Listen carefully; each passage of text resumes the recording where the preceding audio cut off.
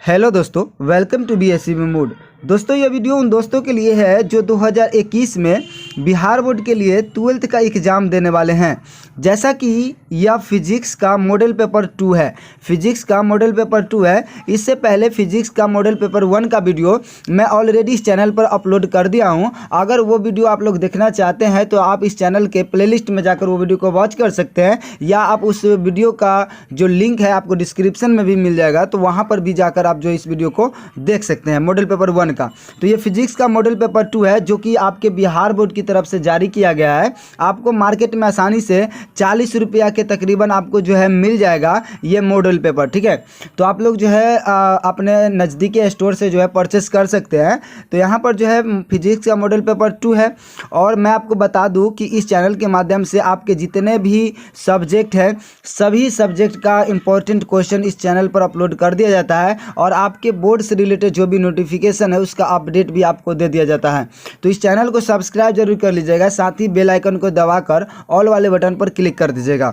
और मैं आपको बता दूं कि ये जैसा कि इस मॉडल पेपर से मैंने ऑब्जेक्टिव क्वेश्चन लिया है, जितने भी ऑब्जेक्टिव प्रश्न हैं आपके एग्जाम के लिए वो सारे प्रश्न इसमें लिए गए हैं, ठीक है। तो इस चैनल को इस वीडियो को जो है आप कंप्लीट वॉच कीजिएगा। तो चलिए वीडियो को स्टार्ट करते हैं।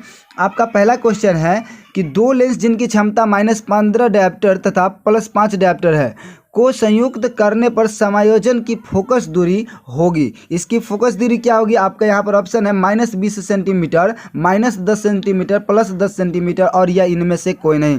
तो इसका करेक्ट आंसर हो जाएगा -10 सेंटीमीटर, ठीक है। तो आप लोग जो है आप याद करते जाइएगा, ठीक है। तो ये आपका नेक्स्ट प्रश्न है कि जब माइक्रोस्कोप की नली की लंबाई बढ़ाई जाती है जब आवर्धन क्षमता क्या होगी? तब आवर्धन क्षमता क्या होती है? तो वो बढ़ जाती है, इंक्रीज हो जाती है। ऑप्शन ए करेक्ट हो जाएगा।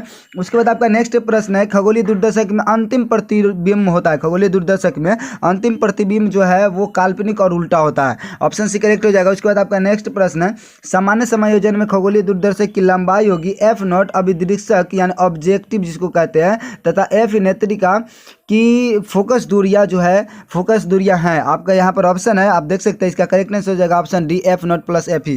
उसके बाद आपका नेक्स्ट प्रश्न है 4 डायप्टर क्षमता की अभिसारी लेंस की एक सरल सूक्ष्मदर्शी के समान इस्तेमाल किए जाए तो इसकी आवर्धन क्षमता क्या होगी? इसकी आवर्धन क्षमता जो है आपका 2 हो जाएगा। उसके बाद आपका नेक्स्ट प्रश्न है जब हम किसी वस्तु को देखते हैं तो रेटिना पर बनने वाला प्रतिबिंब कैसा होता है? जब हम किसी प्रतिबिंब वस्तु को देखते हैं ना, तो हमारे जो रेटिना है उस पर बनने वाला प्रतिबिंब जो है वास्तविक और उल्टा होगा, यानी ऑप्शन बी इसका करेक्ट हो जाएगा। उसके बाद आपका नेक्स्ट प्रश्न है विभिन्न तलों में कॉर्निया की वक्रता से जो दृष्टि दोष होता है उसे हम कहते हैं आपका अबिंदुकता, ठीक है। उसके बाद आपका नेक्स्ट प्रश्न है एक मनुष्य अपने चश्मे की लेंसों को फ्रेम में घुमाता है और पाता है कि समंजन क्षमता समंजन जो है वो गड़बड़ा गया है। इससे पता चलता है कि जिस प्रकार दृष्टि दोष है वह दृष्टि दोष क्या होगा? वो हो जाएगा आपका एक्सट्रीम मैकेनिज्म यानी अबिंदुकता, ठीक है। उसके बाद आपका नेक्स्ट प्रश्न है एक दीर्घ दृष्टि दोष वाले व्यक्ति की आवश्यकता होती है। दीर्घ दृष्टि दोष वाले नादु आप याद रखिए, एन से हो जाएगा निकट और ए से हो जाएगा अवतल, ठीक है। और यहाँ पर दूर के लिए उत्तल हो जाएगा यू से उत्तर और डी से दूर। तो यहाँ पर जो निकट के लिए पूछा गया तो अवतल का इस्तेमाल होगा, यानी आपका जो है ऑप्शन बी करेक्ट हो जाएगा। उसके बाद आपका नेक्स्ट नंबर प्रश्न है नादु उत्तल हो जाएगा, इसके यानी ऑप्शन ए करेक्ट हो जाएगा। नादु मैंने बोला नादु, तो यहाँ पर जो है दूर के लिए उत्तल हो जाएगा और निकट के लिए अवतल हो जाएगा, तो यानी आपका ऑप्शन ए करेक्ट हो जाएगा। उसके बाद आपका नेक्स्ट प्रश्न है जब नेत्र लेंस की क्षमता बढ़ जाती है तो जिससे दूरस्थ बिंदु से आने वाली किरणें की रेटिना के पहले ही फोकस हो जाता है तब उस व्यक्ति को किस प्रकार का नेत्र दोष होता है? तो उस व्यक्ति को जो है किस प्रकार का नेत्र दोष उत्पन्न होता है? तो निकट दृष्टि दोष होता है। उसके बाद आपका नेक्स्ट प्रश्न है तरंगदैर्घ्य के बढ़ने के साथ अपवर्तनांक का मान क्या होता है? तरंगदैर्घ्य के बढ़ने के साथ अपवर्तनांक का मान जो है वो घटता है। जैसे जैसे तरंगदैर्घ्य बढ़ता है ना वैसे वैसे आपका अपवर्तनांक का मान घटता है। उसके बाद आपका नेक्स्ट प्रश्न है कि एक पतले फिल्म का रंग का कारण है। एक पतले फिल्म का रंग का कारण क्या है? वो है व्यतिकरण, इंटरफेरेंस, ठीक है। उसके बाद आपका नेक्स्ट प्रश्न है प्रश्न नंबर आपका 13 है कि दो कला संबंध एक वर्ण प्रकाश पुंज जिनकी तीव्रताओं का अनुपात 1:4 है एक दूसरे पर अध्यारोपित है। महत्तम और न्यूनतम तीव्रताओं का अनुपात होगा। महत्तम और न्यूनतम तीव्रताओं का अनुपात क्या होगा? वो अनुपात 9:1 होगा, ठीक है ना। उसके बाद आपका नेक्स्ट प्रश्न है कि यंग के द्विछिद्र प्रयोग में स्लिट पर की चौड़ाई जो है, स्लिट की जो चौड़ाई है वो आपका 1 mm तथा स्लिट से जो है पर्दे की दूरी जो है 1 मीटर है। तो यदि प्रकाश का तरंग दैर्ध्य जो है आपका 6000 एंगस्ट्रॉम हो तो प्रिज्म जो फ्रिंज है उसकी चौड़ाई क्या होगी? उसकी चौड़ाई जो हो जाएगी वो आपका ऑप्शन सी यानी 0.6 nm नैनोमीटर हो जाएगा। उसके बाद आपका नेक्स्ट प्रश्न है, दो कला संबंध एक वर्ण प्रकाश पुंज जिनकी तीव्रता I तथा 4I अध्यारोपित है, परिणामी पुंज की महत्तम और न्यूनतम समावेश तीव्रता जो है वो क्या होगी? तो वो हो जाएगा आपका 91 और 1। उसके बाद आपका नेक्स्ट प्रश्न है, यंग के दो रेखा छिद्रों वाले प्रयोग में महत्तम तीव्रता I0 है, प्रयोग में जिस एक वर्ण प्रकाश का उपयोग किया जाता है उसका तरंग दैर्ध्य यानी वेवलेंथ, ठीक है, लैम्डा से डिनोट करते हैं। रेखा छिद्रों के बीच की दूरी d बराबर 5 लैम्डा है। एक रेखा छिद्र के ठीक सामने 10d डायमीटर, ठीक है ना, दूरी पर स्थित पर्दे पर प्रकाश की तीव्रता होगी, क्या होगी प्रकाश की तीव्रता? तो वो हो जाएगा आपका I0/2। उसके बाद आपका नेक्स्ट प्रश्न है, यंग के दो रेखा छिद्र वाले प्रयोग में यदि रेखा छिद्र और पर्दे के बीच की दूरी दुगनी कर दी जाए तथा रेखा छिद्र के बीच की दूरी आधी कर दी जाए तो फ्रिंज की चौड़ाई हो जाएगी। तो फ्रिंज की चौड़ाई क्या हो जाएगी? वो हो जाएगी आपका 4 गुनी, यानी ऑप्शन 20 का करेक्ट हो जाएगा। उसके बाद आपका नेक्स्ट प्रश्न है, प्रकाश किरण के तीखे कोर पर मुड़ने की घटना को क्या कहते हैं? प्रकाश किरण के तीखे कोर पर मुड़ने की घटना को हम क्या कहते हैं? तो विवर्तन कहते हैं, ठीक है, डिफ्रैक्शन। उसके बाद आपका नेक्स्ट प्रश्न है, प्रकाश की अनुप्रस्थ तरंग की प्रकृति पुष्टि करता है, वो क्या पुष्टि करता है? वो करता है ध्रुवन, पोलराइजेशन को। उसके बाद आपका नेक्स्ट प्रश्न है, थॉमसन विधि द्वारा ज्ञात किया जाता है इलेक्ट्रॉन का, थॉमसन विधि द्वारा ज्ञात किया जाता है इलेक्ट्रॉन का आवेश तथा द्रव्यमान का अनुपात। उसके बाद आपका नेक्स्ट प्रश्न है, दिए हुए किस धातु का न्यूनतम प्रकाश विद्युतीय कार्यफलन है? विद्युतीय कार्यफलन है तो वो हो जाएगा आपका सोडियम। उसके बाद आपका नेक्स्ट प्रश्न है, प्लांक स्थिरांक की बीमा, प्लांक स्थिरांक की बीमा क्या हो जाएगी? तो वो हो जाएगा ml² T इनवर्स, ठीक है, T। उसके बाद आपका नेक्स्ट प्रश्न है, जेड परमाणु, परमाणु को जेड से डिनोट करते हैं, परमाणु क्रमांक वाले परमाणु क्रमांक को जेड से डिनोट करते हैं बेसिकली। तो परमाणु की किसी दी गई कक्षा में इलेक्ट्रॉन की ऊर्जा के समानुपाती होती है यानी प्रोपोर्शनल होती है वो Z² के। उसके बाद आपका नेक्स्ट प्रश्न है, हाइड्रोजन परमाणु के प्रथम बोर कक्षा में इलेक्ट्रॉन की ऊर्जा जो है, इलेक्ट्रॉन की ऊर्जा -13.6 इलेक्ट्रॉन वोल्ट है, उसकी दूसरी बोर कक्षा में इलेक्ट्रॉन की ऊर्जा होगी, क्या होगी? तो वो हो जाएगा आपका -3.4 इलेक्ट्रॉन वोल्ट।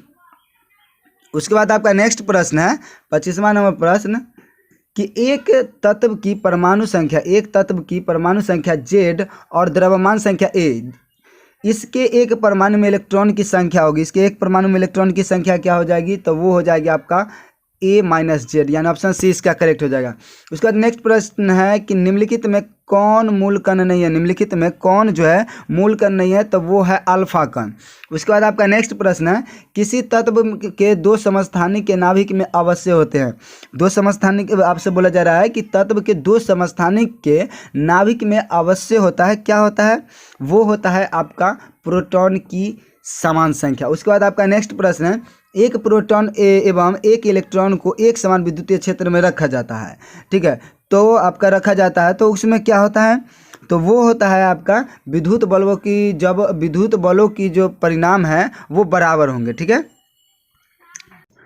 तो आपका नेक्स्ट प्रश्न है अल्फा कण है, अल्फा कण क्या है? अल्फा कण आपको ऑप्शन यहाँ पर दिया गया, अल्फा कण जो है आपका अल्फा कण है, आपका ऑप्शन है इलेक्ट्रॉन, विद्युत चुंबकीय विकिरण, हीलियम नाभिक और हाइड्रोजन नाभिक। इसका करेक्ट आंसर हो जाएगा आपका हीलियम नाभिक। उसके बाद आपका नेक्स्ट प्रश्न है, निम्नलिखित में किसे महत्तम वेधन क्षमता है, मतलब सबसे ज़्यादा किस में, इसमें से आपका जो है ऑप्शन दे देगा, इसमें जो सबसे ज़्यादा वेधन क्षमता किसकी है? तो वो है आपका गामा रेज की, ठीक है ना।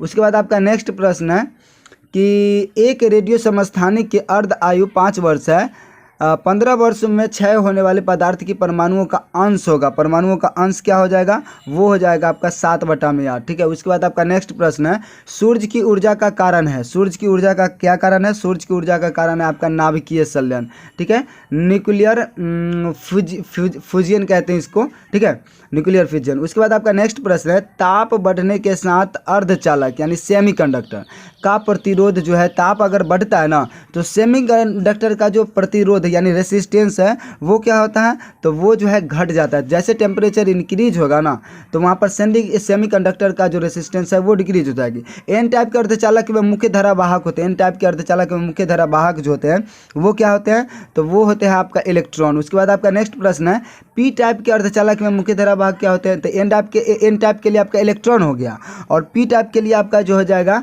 वो होल हो जाएगा यानी छिद्र हो जाएगा।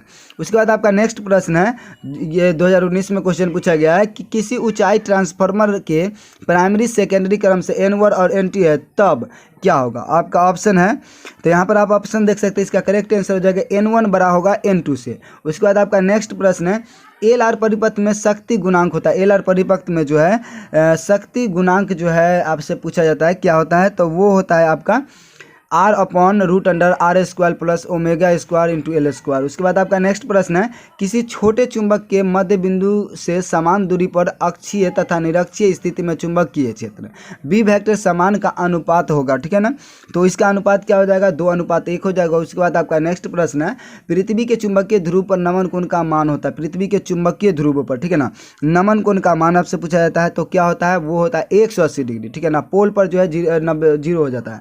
उसके बाद आपका नेक्स्ट क्वेश्चन है, विद्युत चुम्बकीय तरंग की संचरण दिशा होती है। विद्युत चुम्बकीय तरंग की संचरण दिशा होती है, बहुत इंपॉर्टेंट प्रश्न है, 2019 में पूछा गया है।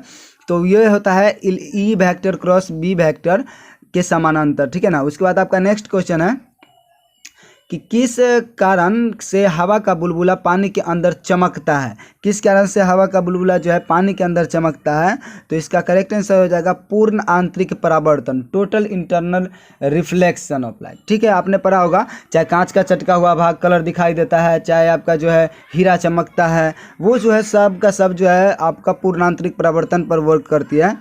उसके बाद आप जो है अपवर्तन से आप कंफ्यूज हो जाते होंगे। जब किसी भी वास्तविक से उभरा ऊपर अगर अलग दिखे ना तो वो अपवर्तन होता है। जैसे कहने का मतलब कि पानी में अगर सिक्का रख दे तो ऊपर उठा हुआ दिखाई देता है, मछली जो है पानी में तैर रहा है ऊपर उठा हुआ दिखाई देता है, तो वो सब जो है आपका अपवर्तन का रीजन है। चाहे टेढ़ा रड जो है टेढ़ा दिखाई देना, वो सब अपवर्तन का रीजन है। उसके बाद आपका नेक्स्ट प्रश्न है कि दो लेंस जिनकी क्षमता -15 डायोप्टर तथा +15 डायोप्टर है, समाक्षीय सटा कर रखने पर संयोजन की फोकस दूरी जो है वो क्या हो जाएगी। तो संयोजन की जो फोकस दूरी है आपका +10 सेंटीमीटर हो जाएगा, यानी ऑप्शन बी करेक्ट हो जाएगा। सो आई होप ये वीडियो आप लोगों को अच्छा लगा होगा। अगर ये वीडियो आप लोगों को अच्छा लगा होगा ना मॉडल पेपर 2 का, तो इस वीडियो को एक लाइक ज़रूर कर दीजिएगा, साथ ही चैनल को सब्सक्राइब जरूर कर दीजिएगा। अगले वीडियो में मिलते हैं आपके मॉडल पेपर 3 में और केमिस्ट्री के मॉडल पेपर में। सो तब तक के लिए जय हिंद, वंदे मातरम।